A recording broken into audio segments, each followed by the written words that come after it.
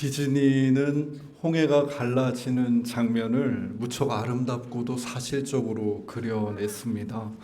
디즈니의 모세는 홍해 앞에 서서 지팡이를 하늘 향해 높이 들었다가 이 지팡이를 땅으로 탁 내려 꽂습니다.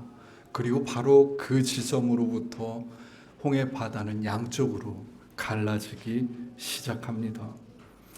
홍해를 그렇게 지나가는 동안 사람들이 끌고 가던 수레바퀴가 울퉁불퉁한 해저 표면에 걸려서 망가지기도 하고, 또 경사가 심한 지형을 만나서 양을 건네주고 받는 장면들, 이런 장면은 도화 현장의 사실감을 무척 더해 줍니다. 무엇보다 이 애니메이션의 백미는 높이 쌓인 바닷물의 벽, 그 아래를 지나가는 이스라엘 백성들의 모습입니다. 어두운 해적길을 횃불을 들고 건너가고 있던 그 이스라엘 백성 옆으로 번개가 치는데, 그때 물벽 안에 있는 크고 작은 물고기들이 실루엣으로 그 형상을 드러냅니다. 얼마나 경이로운 풍경인지요. 영상은 때때로 도화하고 있는 이스라엘 백성들의 얼굴을 보여주기도 하는데요. 그것은 보통 두려움 섞인 얼굴에 커진 눈으로 표현이 됩니다. 하나님의 이와 같은 이끄심에 놀란 사람들은 한 번도 가보지 않은 길을 걷고 있습니다. 노인과 어린아이 모두에게 공히 낯선 길. 저들은 누구도 자신이 가는 길을 이해하지 못한 채 걷고 있습니다. 이해하지 못한 채 걷는 길, 하나님의 길은 그럴 때가 참 많습니다. 그것은 지식과 인간의 지혜 너머에 있는 길, 경이로움과 두려움이 우리의 피부와 뼈를 파고드는 길입니다.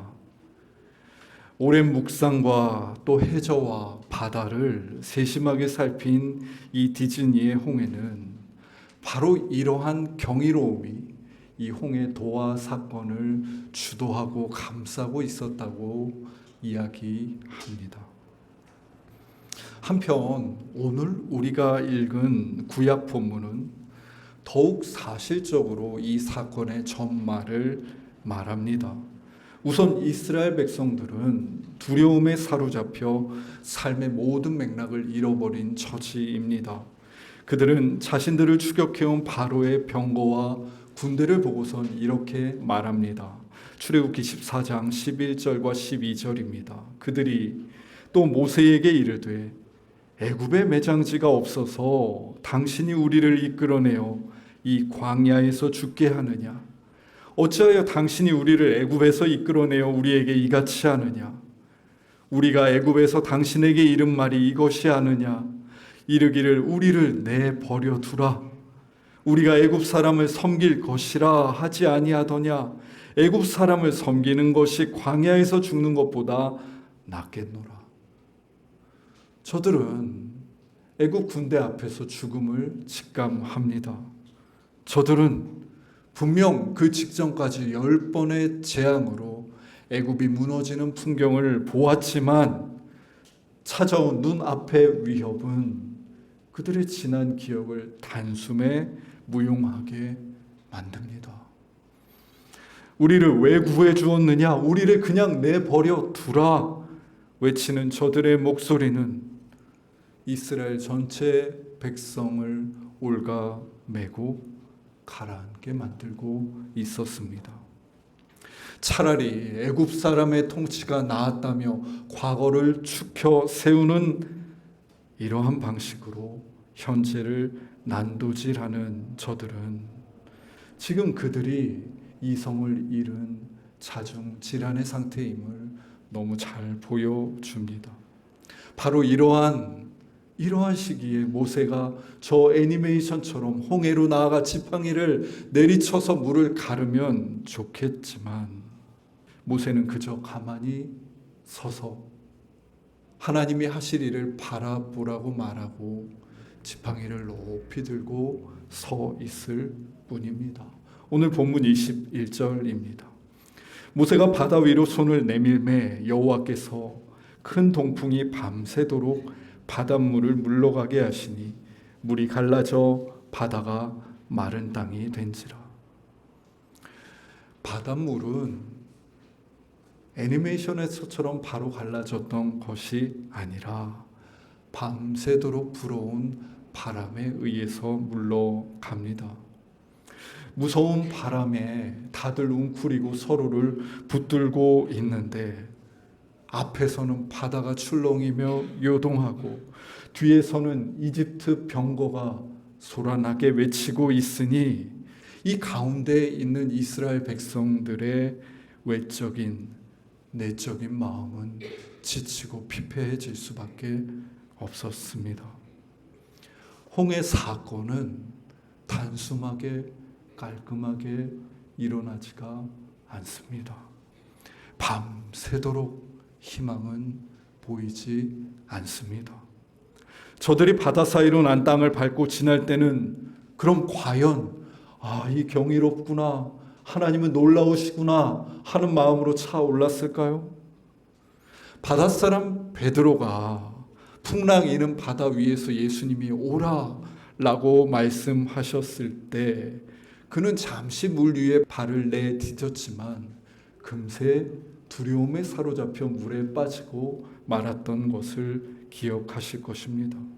거대한 바닷물의 벽과 그 해저 땅을 걸어가는 동안 내가 언제 갑자기 수장될지 모른다는 그 두려움에 저들의 발걸음은 떨렸고 천근만근이었고 누군가는 눈을 질끈 감은 채 하나님을, 아니 앞에 있는 가족들을 의지하며 길을 갔을 것입니다. 저들 대부분은 역시 자기들이 가는 길이 무엇인지 다 이해하지 못하고 길을 가고 있습니다. 두려움 속에 떨며 시대와 그저 민족들의 흐름에 휩쓸려 길을 가고 있습니다. 디즈니의 초점이 경이에 있었다면 성경의 초점은 죽음에 있습니다. 본문에서는 바다가 갈라지는 장면, 이스라엘 백성들이 그 바다를 도하하는 장면은 그저 각각 한 절로 짧게 기록하고 애굽 사람들이 죽임 당하는 이야기는 무려 23절에서 28절에 이르는 6절에 걸쳐 길고 상세하게 기록합니다. 무슨 말입니까? 이스라엘 백성들이 저 바다를 도하하는 그 모습보다도 애굽 사람들의 죽음에 지금 이 홍해 사건의 핵심이며 초점이 있다는 이야기입니다. 30절 또한 이스라엘 백성들이 자신이 경험한 홍해 사건을 어떤 방식으로 보게 되었는지를 말해 줍니다. 이스라엘이 바닷가에서 애굽 사람들이 죽어 있는 것을 보았더라. 홍해를 건넌 이스라엘 백성들은 극단적인 두 가지 경험을 한 것입니다. 하나는 이 죽음의 소용돌이치는 바닷속에서 내가 생명을 부지했다는 안도감, 동시에 눈앞에 널브러진 애굽 군인들의 시신을 보면서 그 시신이 주는 공포감이 저들을 에워싸고 있었습니다. 어른들은 아이들의 눈을 가렸을 것입니다. 아무렇게나 휩쓸려 죽은 그 상한 죽음 앞에서 누가 움츠러들지 않을 수 있었겠습니까? 역시 본문에서 묘사하는 하나님의 구원은 조금도 매끄럽지 않고 아름답거나 경이로움으로 가득 차 있지도 않습니다. 구원은 홍해에서 무엇이 살고 무엇이 죽었는지를 똑똑히 목도하며 그것을 내 몸에, 내 뼈에 체화하는 아주 매서운 과정이었습니다. 저들은 그렇게 자신들이 그 모든 길을 걸어가고 끝낸 뒤에야 그 길의 의미를 이해합니다. 하여 하나님이 홍해에서 행하신 구원이 다름 아닌 죽음의 사역이었다고 고백합니다. 바로 이어지는 출애굽기 15장에서 모세는 여호와 하나님을 용사라고 노래합니다. 여호와는 말과 그 탄자를 바다에 던지시고 원수를 부수시고 돌처럼 가라앉게 하시고 엎으시고 지푸라기처럼 사르시고 멸하고 납같이 잠기게 하시는 분. 저들의 노래는 삼키시는 하나님, 용사이신 하나님, 죽음의 사역을 하시는 하나님에 대한 찬가였습니다. 이 노래가 1차적으로 겨냥하는 것은 당연히 애굽 군대와 바로와 그 불의한 제국이었습니다. 정녕 하나님은 당신의 백성을 그렇게 지키시는 용사 맞습니다. 그러나 저 널브러진 애굽의 시신들이 계속 초래하며 던지는 메시지, 곧 두 번째 죽음이 있었으니 그것은 이스라엘 백성들 안에 있는 애굽적인 생각, 세계와 사물과 사람들을 대하는 애굽적인 방식, 태도의 죽음을 요청하고 있었습니다. 홍해를 건너는 동안 애굽으로 돌아가고 싶다는 저들의 생각, 그냥 나를 내버려 두십시오. 그저 애굽 사람들을 섬기고 애굽 고기를 먹다가 저는 편하게 제 명 다하고 죽겠습니다. 라는 그 생각은 용사이신 하나님에 의해서 날카로운 공격을 받습니다. 홍해를 지나는 동안 내쳐지고 던져지며 수장된 것이 단지 이집트의 군대만이 아니었다는 말입니다. 위협 앞에서 모세를 원망하며 모든 책임을 그저 저 지도자에게 전가하고 과거를 운운하는 저들의 태도는 홍해에 수장됩니다. 여러분, 이스라엘 백성들은 이스라엘에서 노예인 부모를 두고 노예로 태어나고 노예로 자란 사람들입니다. 저들이 본 나라는 이집트가 전부이고 저들이 본 왕은 바로가 전부이고 저들이 본 신은 애굽의 신이 전부였습니다. 저들이 꿈꾸던 지혜, 저들이 원하던 성공한 삶은 제국 그 이집트 안에서 지위와 영광과 부를 누리는 일이었고 그것이 어린 이스라엘 아이들이 가질 수 있는 가장 크고 원대한 꿈이었습니다. 이집트의 일원이 될 수 있다면, 내 비록 노예지만 병사든 관료든 저 제국에 소속될 수 있다면 물불을 가리지 않고 열심히 내 모든 것을 다 해보겠다. 이것이 저들 가정과 민족의 안에 움트고 있는 바람이었습니다. 노예들에게 이집트는 이렇게 체화된 세계였고 전부입니다. 홍해에서 그렇게 동경하고 두려워하던 이집트 군인들이 무참하게 죽임을 당했듯이 이스라엘 백성들은 자신들이 그렇게 바라고 가졌던 꿈, 미래, 소망들이 무참하게 죽임 당하는 경험을 합니다.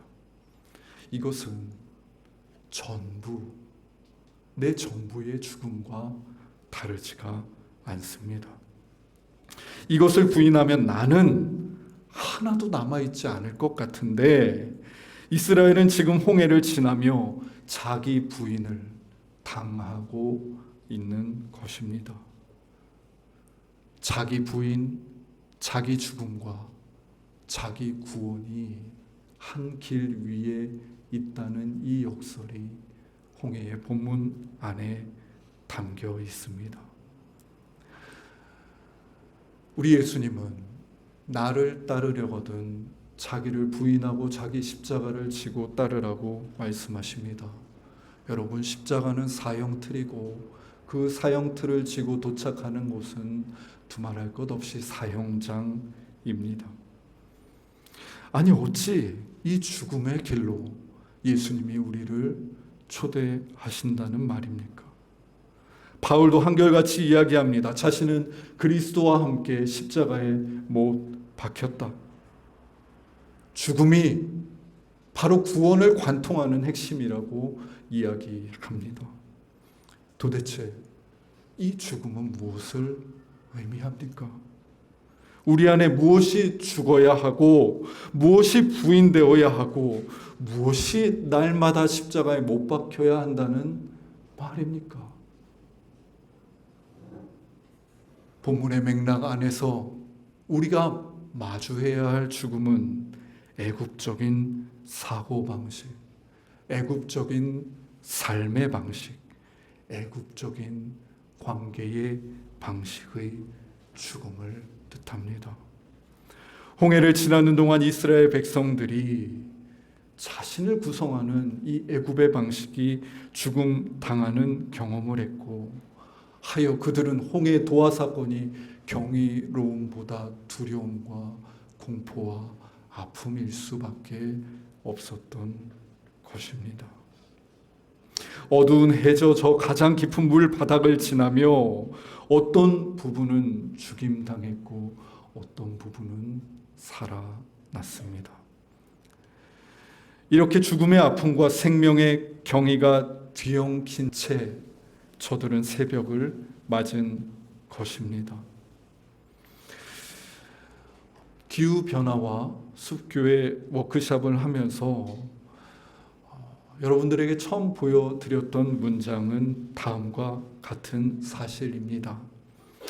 대기 중에 CO2, 곧 이산화탄소의 50%는 1990년 이후의 배출로 인한 것이다. 지구온난화의 주 요인이 되고 있는 온실가스, 그 중에서도 가장 큰 부분을 차지하고 있는 이산화탄소의 50%가 다름 아닌 1990년과 2023년 바로 이 사이에 생긴 것이라는 말입니다. 이 말을 노골적으로 바꾸어 보면 이러합니다. 지난 30년 동안 바로 우리가 살아온 우리에게 익숙한 삶의 방식, 소비의 방식, 물건과 사람과 세상을 대하는 태도가 이산화탄소를 촉진시키고 지구를 죽이고 있습니다. 우리는 지난 30년간 체화된 삶의 방식을 바꾸어야 합니다. 이 말은 계속 우리에게 질문을 던집니다. 우리가 그 삶을 부인하지 않는다면, 그 삶에서 돌아서 죽지 않는다면 구원은 없을 것입니다. 죽음 없는 구원은 없으니까요. 이 말에 비추어 제 안에 있는 지난 30년간 익숙해진 애굽의 방식을 살펴보니 상당히 양면적이고 파괴적입니다. 우리는 이 시대의 삶을 살아가며 만족과 자기 실현이라는 명분으로 치환해 지냈지만, 여러분, 내가 만족할수록 누군가가 괴로워하고 내가 만족할수록 지구가 파괴되고 있다면 이 어찌 바람직한 만족이겠습니까? 텀블러를 사용해서 지구에 도움이 되려면 최소한 그 텀블러를 200번 이상 사용해야 비로소 효과가 나타나기 시작한다고 합니다. 그런데 저는 제 안에 체화된 애굽의 방식은 200번을 못 기다리겠는 겁니다. 정말 아름답고 예쁜 텀블러를 보면 이것을 소유하고 싶어집니다. 소비하고 싶습니다. 그럴 때 내 취향과 내 정체성이 더 잘 드러나며 내 만족감 충족되기 때문입니다. 이 시대 우리의 자기 부인은 소비적이며 타인과 세계를 파괴함으로써 자기 만족을 추구하고 있는 이 삶을 샅샅이 돌아보는 성찰로부터 시작되어야 합니다. 하나님이 밥 먹여주냐? 하나님이 그저 재앙이나 죽음을 피하게 해주냐? 하나님은 됐고 영원한 삶도 됐고 그저 한 번뿐인 삶 내가 마음껏 누리고 즐기며 만족하며 지내자고. 충분한 경제적 자유와 충분한 소유와 조금 더 이기적으로 내 눈앞의 목표와 뜻을 이루면서 맹렬히 달려가라고 주의를 볼 필요 없이 말입니다. 쉼없이 이처럼 들려오는 익숙한 목소리가 죽어야, 그렇게 체화된 삶이 죽어야 그곳에 여러분 하나님의 구원이 찾아올 수 있습니다. 여러분, 이와 같은 자기 죽음의 길, 저 홍해로 하나님이 우리를 부르십니다. 이 부름에 여러분은 예하고 따르시겠습니까? 저는 홍해에 들어가고 싶지 않습니다. 모험하고자 하는 마음도 있지만 굳이 저 홍해까지 들어가고 싶은 마음 없습니다. 우리는 홍해 앞에서 자주 뒷걸음질 칠 것입니다. 불안이 나를 사로잡을 것이고 익히 보장되고 익숙한 이집트의 삶이 다시 우리를 환대할 것입니다. 하지만 본문은 자기 죽음이 드리운 저 어둠의 길, 바다 사이로 난 길을 함께 걸어가자고 말합니다. 그것은 우리가 반드시 이 땅에 사는 동안 마주해야 하는 죽음이며 저 어두운 곳으로부터 참된 구원에 도달할 수 있기 때문입니다. 주위를 둘러보면 비로소 보입니다. 저기 모세가 지팡이를 들고 서 있는 모습이 보입니다. 매서운 바람이 그저 바다를 요동하게 하는 것이 아니라 저 바다 사이에 길을 내고 있는 것이 보입니다. 이집트의 최정예 군대의 소리와 말바구급 소리가 그치지 않지만 그 안에서 하나님이 일하시는 것이 주위를 둘러볼 때 조금씩 보이는 것입니다. 아니, 하나님이란 분을 믿고 따르는데 어떻게 우리 삶의 평화나 복은 고사하고 뭐 이런 시끄럽고 난장판 같은 경우가 있냐라고 말할 수 있겠지만 여러분, 그것은 우리가 바로 올바른 구원의 길로 가고 있다는 증거입니다.